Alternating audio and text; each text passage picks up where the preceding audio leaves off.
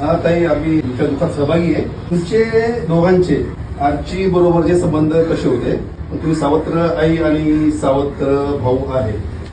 हो, आम्ही सावत्र असलो तरी आमचे रिलेशन चांगलेच होते. तुम्हाला चौकशी करायची असेल तर परशाच्या वडिलांची करा. त्यांना परशा आणि अर्शीचे एकत्र असलेले आवडत नव्हते. म्हणजे तुम्हाला परशाच्या वडिलांवरती संशय आहे का? हो. म्हणजे तुला पण परशाच्या वडिलांवरती संशय आहे का? मला तर ऑनलाईन फिलिंगच वाटते. क्लासमध्ये गेला त्या दिवशी. तुझ्या क्लासमध्ये गेलो होता.